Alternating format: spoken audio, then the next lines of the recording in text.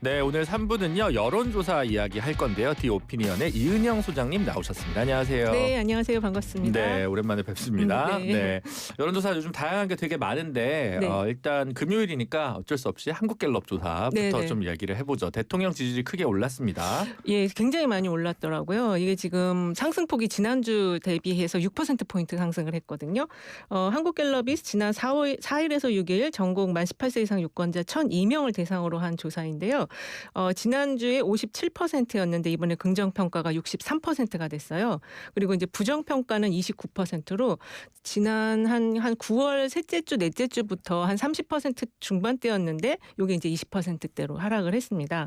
그리고 이번에 좀 특이한 사항으로는 그 중도층이나 그다음에 대구 경북 지역에서도 긍정평가가 굉장히 높게 나오고 보수층에서도 한 36% 정도가 나왔어요. 네. 그래서 이번에 그 아펙 성과가 상당히 그 지지율 상승의 모멘텀을 만들었다 이렇게 볼 수 있을 것 같습니다. 실제로 외교 성과로 이렇게 드라마틱하게 올라간 거는 되게 본 적이 별로 없는 것 같아요. 쉽진 않아요. 그러니까 이게 지금 한 6%포인트는 제가 볼 때는 이게 주식 상승하고 이 외교 성과가 같이 결합이 되면서 이제 폭발적으로 지금 올라왔다고 저는 보여지거든요. 네. 그리고 이번에 그 서울에서 지금 약간 숫자가 잘못 나왔날 정도로 70%가 나와서 70%. 예, 그동안 이제 그 이재명 대통령 국정평가의 가장 좀 아킬레스 건이라고 할 수 있는 지역이 서울 지역이었는데 지난 조사가 55%였거든요. 네. 그러니까 이번에 굉장히 상승폭이 컸는데 요거는 이제 조금 추이를 좀 지켜봐야 될 것 같아요. 이번만 그런 건지 아니면 이제 상승이 어떤 잠재성이 있었는데 좀 그동안 눌려 있었던 건지 요거는 조금 앞으로 계속 이런 추세를 유지할 건지 좀 봐야 될 것 같습니다. 사실 부동산 규제 때문에 서울이 어떻게 튈지는 그렇죠. 반반 갈릴 수도 있기 때문에 이렇게 네. 높게 나오기 힘들 거라고 보통 봤을 텐데. 사실 그 부동산 정책과 관련해서 지난주에 있었던 갤럽 조사 보면 좀 적절과 부적절이 반반 정도 나왔었거든요. 그러니까요. 네. 그래서 이게 이제 실수요자를 중심으로는 이 좀 부정적 평가가 있긴 하지만 그래도 이 정도 선은 뭐 나한테는 크게 문제 없다 이런 흐름도 있었던 걸로 좀 보여져요. 네. 그래서 이번에 이제 그 주식이 4,000포인트 넘어가는 그 부분과 함께 외교 성과가 상승폭을 견인했다라고 볼 수 있을 것 같습니다. 네, 반면에 민주당 지지율은 꽤 갭이 있습니다. 이게 민주당 지지율이 이제 대통령 지지율이 올라가면 같이 상승을 해야 되는데 이번에 민주당 지지율은 좀 하락을 했어요. 그래서 딥커플링의 어떤 흐름을 보였는데 이게 지금 당내 좀 그 분란이 좀 아직 남아 있는 그 당과 이제 청이 좀 완전하게 밀착되어 있지 못하다라는 지적이 나오면서 좀 그리고 국감 평가도 이제 같이 여기 좀 반영된 것이 아닌가라고 보여져요. 그래서 어쨌든 대통령 지지율은 상승한 반면에 당 지지율은 좀 하락을 했다 이렇게 볼 수 있겠습니다. 네, 국민의힘은 계속 보합세를 유지하고 있죠. 네, 국민의힘은 26%가 이번 갤럽 조사에서 나왔는데요.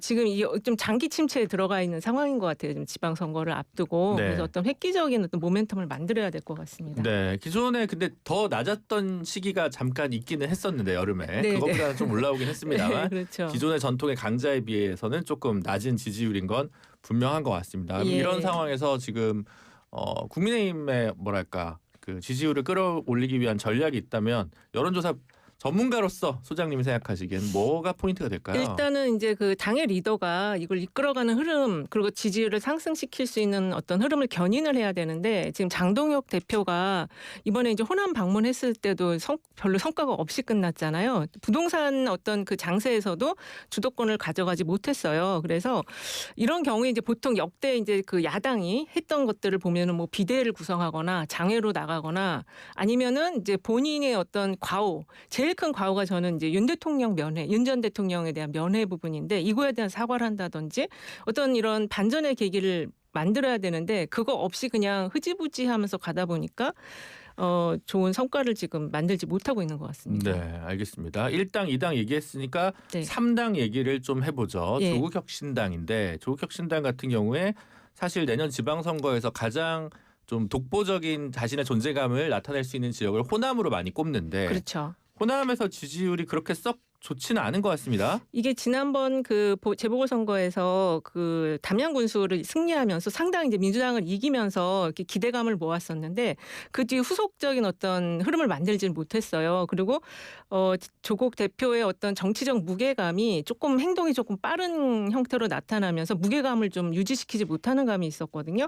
그래서 호남에서 지금 그 KBS가 광주 전남 지역 대상민 조사를 한 걸 보면 10월 28일에서 30일까지 한 이 조사 결과를 보면은 국민의힘과 비슷한 5%로 큰 흐름을 만들지 못하고 있다 이렇게 볼 수 있을 것 같습니다. 정당 지지율이 지금 조국 혁신당이 호남에서 네, 국민의힘과 비슷한 5% 선으로 네, 동률로 나와 있다라고 그렇습니다. 하는 거고요. 네. 어떻게 보면은 그 조국 혁신당이 호남에서 그래도 유지를 하고 있다는 점을 긍정적으로 볼 수도 있겠는데 사실 이제 호남에서는 이 조국 대표라는 인물에 대해서 차기 주자군으로 보고 있고 또 호남에서 한 달 살이를 했었잖아요. 그런 면에서 기대를 하고 있는데 그게 좀 반영되지 못하고 있는 상황이다 이렇게 볼 수 있을 것 같아요. 지난 총선에서 사실 비례대표 득표율에서는 광주 전남 지역 같은 경우에 조국혁신당 1등이었잖아요. 그렇습니다. 그런데 지금 5%가 이 KBS 광주 전남에게 시민들에게만 시도민들에게만 했던 여론조사에 이렇게 나타났다는 거는 그러면 이제 그 표는 다 더불어민주당이 지금 지지율을 다 가져갔다는 얘기겠네요. 지금 현재는 호남이 오늘 그 나왔던 갤럽 자료를 보면은 민주당은 이제 호남에서 58%거든요. 네. 그래서 이게 완전히 또 그 민주당으로 갔다고 보기에도 조금 애매해. 조금 더 올라가 있어야 되는데 좀 그렇지 못한 상황인 것 같아요. 네, 알겠습니다. 방금 말씀드린 그 KBS 조사는요, 광주 2,507명, 전남 802명으로 되어 있는 여론조사라고 하고요. KBS 광주 방송 총국에서 의뢰해서 한국갤럽에서 진행된 겁니다. 그리고 앞서 얘기했던 한국갤럽이랑 이번 한국갤럽이랑 내용은 전부 다 중앙선거 여론조사 심의위원회 그렇죠. 홈페이지에서 확인할 수 있는데, 근데 이게 뭐 오차 때문이겠지만 네. 이 KBS 광주 전남 쪽에서 광주 방송국 총국에서 한 거는 민주당 지지율이 71%고 네. 오늘 그 정기조사의 한국갤럽은 58%고 맨날 이렇게 그 같은 업체에서 했는데도 이렇게 10% 이상씩 튀니까 가끔 여론조사 그거 누가 믿냐 이런 얘기 하잖아요. 근데 이게 그 여론이 움직이는 거잖아요. 네. 그리고 그 사이에 이제 그 상황이 있기 때문에 상황 변수가 있기 때문에 이걸 똑같다고 이렇게 똑같을 거다 이렇게 생각하는 건 조금 아닐 것 같습니다. 네, 어제 조국혁신당 신장식 의원이 저희 방송 나와가지고 조국 대표 출마해야 된다고 자기는 본다. 네. 그리고 국민의힘에서 가장 뼈 아프게 출마할 지역으로 갈 거다라고 네. 이제 뭐 개인 사견이지만 그런 얘기를 했습니다. 근데 소장님 보시기에 그러면 이게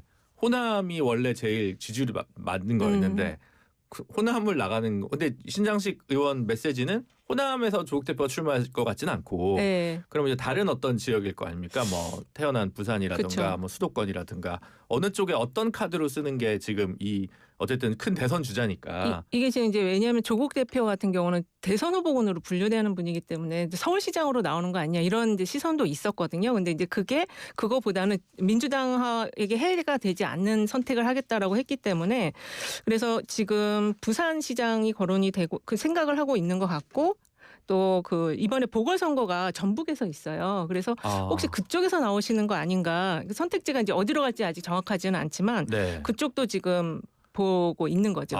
보궐선거 관련해서 기존에는 이재명 대통령이 나온 인천 계양, 네네. 강훈식 비서실장이 나온 아산 아산 있었고 그리고 지금 몇몇 의원들이 또 이제 선거법 위반 혐의로 이제 될 것 같은데 지금 보시기에는 전북에도 또 하나가 있나 보죠. 네, 전북에서도 지금 있는데 요거 네. 이제 끝까지 그 결과를 봐야 되겠지만 어쨌든 이제 가능성이 있는 지역이 전북도 있고 또 경기도권도 있기 때문에 네. 이제 수도권 쪽에서 나올지 아니면 이제 호남에서 계속 그 어떤 지지세를 다져나갈 건지 요거는 조금 더 상황을 지켜봐야 될 것 같아요. 부산보다는 차라리 전북으로 배지를 달로 들어가거나 수도권이다. 근데 지금 지지율로 봐서는 전북은 좀 위험할 수도 있고 네. 오히려 이제 부산에서는 지더라도 의미 있는 어떤 또 정치적 선택이 될 수도 있어 보이거든요.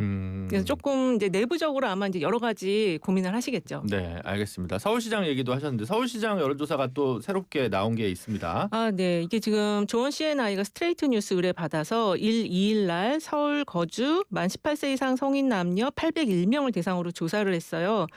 서울시장 차기 후보군으로 적합도 묻는 질문에서 이제 진보 진보 진영 후보 가운데서 지금 정원호 성동구청장이 1위를 차지했거든요. 네. 13%를 받아서 1위였고 2위가 박주민 10.0%를 받았고 3위가 이제 김민석 8.0, 조국 7.3, 박용진 7.1, 강훈식 6.1, 서영교 4.8, 전현희 3.9, 그다음에 장경태 의원도 2몇 %로 해서 쭈르륵 나왔는데 네. 이게 이제 지금 대통령실에 있는 분, 뭐 내각에 있는 분, 그다음에 그 당에 있는 분들, 그다음에 당 바깥에 있는 분들까지 총 망라해갖고 조사를 했는데 여기서 1위로 정원호 구청장이 나왔다는 거는 좀 상당히 뜻밖의 결과로 좀 보여졌어요. 네. 아마 새로운 어떤 돌풍을 일으킬 수 있는 의미 있는 지지율인가 이렇게 생각할 수도 있겠지만 네. 이거가 지금 숫자가 제대로 정확한 민심이 반영된 건가 이런 또 의심의 눈초리도 있기 때문에 네.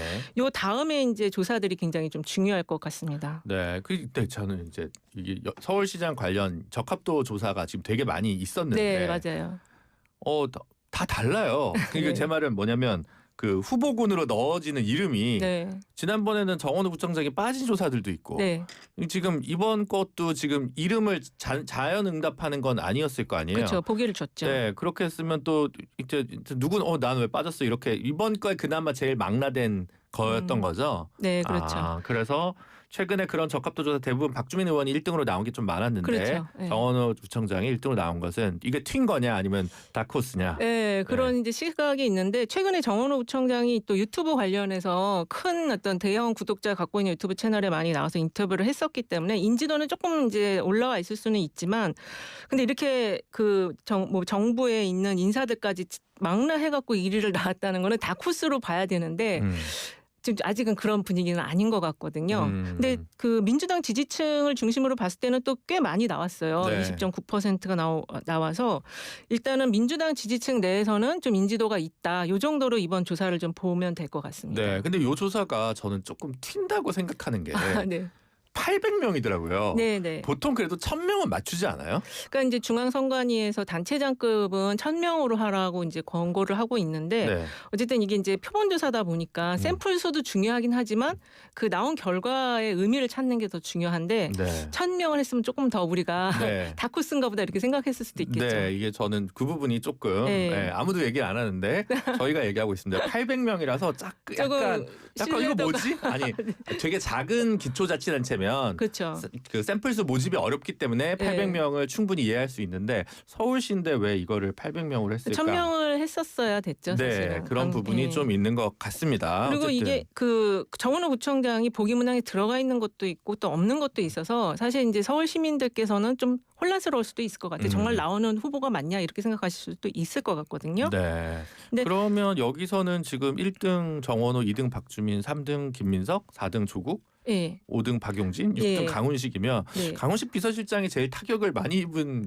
여론조사겠네요. 그럴 수도 있죠. 왜냐하면 이제 사실 다코스로 여권 내에서 진보 진영 내에서 부상할 수 있는 인물은 사실 강원식 비서실장으로 많이 보고 있었거든요. 근데 생각 외로 좀 안 나온다. 근데 후보가 이렇게 많이 나오면 이게 지지가 다 흩어지기 때문에 실질적인 어떤 파워가 어느 정도인지 잠재력이 어느 정도인지 좀 보기는 어려운 면도 있어요. 교통 정리에 따라서 그렇죠. 안 나오시면 이제 이 표가 어디로 가느냐. 예를 들어 그렇죠. 김민석 총리가 빠지면 이게 강훈식 그렇죠. 비서실장한테 갈 수도 있기 때문에 네. 요 부분 가지고는 또 알 수가 없다. 그렇습니다. 라고 하는 것이죠. 또 이게 당원 투표 비율이 높으니까 민주당 경선은 또 알 수가 없는 부분이잖아요. 맞습니다. 지금 당원 예비 경선에서 100%를 적용하겠다고 이제 정청래 대표가 말씀하시긴 했는데, 근데 지금 그 전략 공천 가능성을 열어놨기 때문에 이제 어떻게 이게 당원들이 또 거기에 반응할지 이거는 조금 이제 확정이 되고 나서 룰이 확정되고 나서 알 수 있을 것 같습니다. 네. 4당은 아니구나. 5당이네요. 5당이 네. 개혁신당 이준석 대표 같은 경우에 국민의힘이랑 연대 없다. 서울시장 후보 낸다라고 네. 하면서 지선 연대설에 선을 확 그었습니다. 이건 어떻게 좀 보시나요? 이거는 뭐 당연히 그을 수밖에 없고요. 왜냐하면 이제 서울시장처럼 아주 중요한 후보가 없다라는 것도 말이 안 돼요. 이 개혁 정당이기 때문에. 그래서 아마 그런 면에서 지금은 없어도 어떻게든 만들어서 내야 되기 때문에 그 차별성을 딱 그었다고 저는 보고 있습니다. 그런 취지다. 네. 무조건 낼 거다. 무조건 어떻게든 데려와야죠. 그 맘다니 같은 후보, 인지도가 없는 후보라도 일단 기간 내에서 이제 선거를 뛰는 것이 중요하죠. 아, 뉴욕의 이번에 시장제 맘단이 예. 1년 만에 1%에서 당선까지 그렇습니다. 왔습니다. 예. 이거는 근데 굉장히 그 캠페인 방식이 독특했다라고 얘기들도 많이 하는 맞습니다. 것 같은데. 이게 맘다니 후보가 그 이제 직접 현장을 다니면서 본인이 인터뷰도 하고 원래 이제 래퍼 출신이라는 직업적인 특성도 굉장히 좀 눈길을 끄는 면이 있는데 현장과 밀착되는 그런 공약들 이 맘다니의 공약을 보면은 뭐 이제 다 많이 아시겠지만 임대료 제한이라든지 공공식료품점 이런 것들을 보면 이제 교육 이게 뭐 저기 반값 등록금 같은 공약도 낸 걸로 알고 있는데 무상버스 이런 거 무상버스. 됐죠. 예. 그게 이제 이재명 대통령이 그 기초단체장 했을 때 놨던 공약과 비슷하잖아요. 그러니까 이런 걸 봤을 때는 이제 어떻게 보면 우리나라의 그런 어떤 공약, 그 생활 밀착형 공약들이 미국에도 좀 수출된 거 아닌가 이렇게도 좀 보여지기도 하는데 사실 또 이게 이제 실제로 이루어질 수 있는가에 대해서는 또 많은 회의적인 시선도 있더라고요. 네, 어쨌든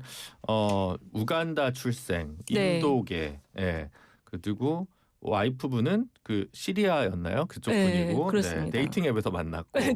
하여튼 한국에서 보면 상상하기 어려운 독특한 사회주의자 뉴욕 시장 그렇습니다. 어떻게 볼지 같이 지켜보도록 하고 오늘은 시간이 너무 없어서 그러니까요. 소장님이랑 여기서는 네. 헤어져야 될 것 같습니다. 다음에 또 뵙겠습니다. 네, 고맙습니다. 네, 지금까지 디 오피니언 소장 이은영 소장이었습니다.